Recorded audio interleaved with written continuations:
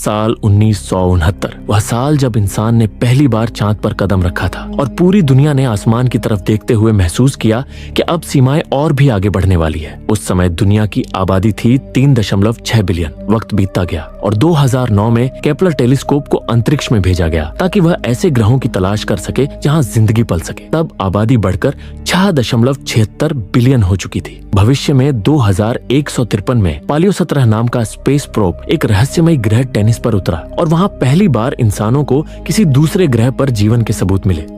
दोस्तों, अगर आपको ऐसी जबरदस्त साइंस फिक्शन फिल्में पसंद हैं, तो आप बिल्कुल सही जगह पर आए हैं। ऐसी ही और धमाकेदार एक्सप्लेनेशन के लिए चैनल को सब्सक्राइब कर लीजिए। तो चलिए बिना किसी देरी के वीडियो शुरू करते हैं।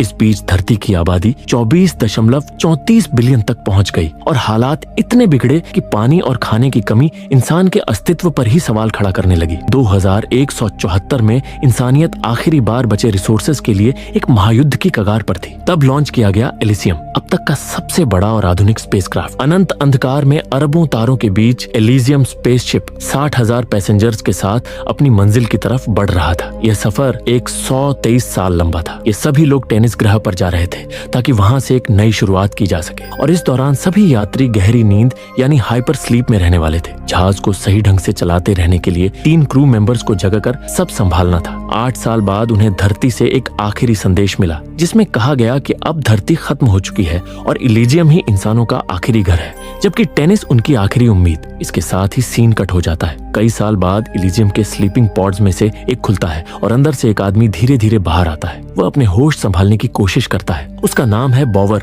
जो क्रू का कॉर्पोरल है। शुरुआत में उसे कुछ याद नहीं आता। कई घंटे बाद धीरे धीरे उसकी याददाश्त लौटने लगती है और उसे बस इतना पता चलता है कि वह लोग स्पेस में किसी मिशन पर हैं। जहाज की हालत देखकर उसे समझ आता है कि पावर लगभग खत्म हो चुकी है और सिर्फ कभी कभी सिस्टम ऑनलाइन होता है। इसी वजह से उसका पॉड एक्टिवेट हुआ था। पूरे जहाज में सन्नाटा और अंधेरा फैला था। वह अकेला जाग चुका था। थोड़ी देर बाद एक और आदमी जागता है, लेफ्टिनेंट पैटन। उसे भी पहले कुछ याद नहीं था, लेकिन धीरे धीरे उसे समझ आता है कि यही इंसान इस जहाज को लैंड कराने वाला था। दोनों की याददाश्त अभी भी अधूरी थी। बस इतना मालूम था कि वे इलिजियम पर हैं और किसी मिशन का हिस्सा हैं। पैटन बाकी टीम से संपर्क करने की कोशिश करता है, लेकिन कोई जवाब नहीं मिलता। जहाज पर ऐसा लगता है जैसे बस यही 2 लोग जागे हों। पैटन बॉवर को बताता है कि शिप का रिएक्टर खराब हो चुका है। उसे अपने आप रिस्टार्ट होना चाहिए था, लेकिन अब उसे मैन्युअली चालू करना होगा। थोड़ी बहुत पावर बची है, लेकिन वे भी जल्द खत्म हो जाएगी और अगर ऐसा हुआ तो इलिजियम हमेशा के लिए स्पेस की गहराइयों में खो जाएगा। जहाज के दरवाजे ऑटोमेटिक थे, जिन्हें मैन्युअल तरीके से खोलना लगभग नामुमकिन था। अगर बॉवर को अपने चैम्बर से बाहर निकलना है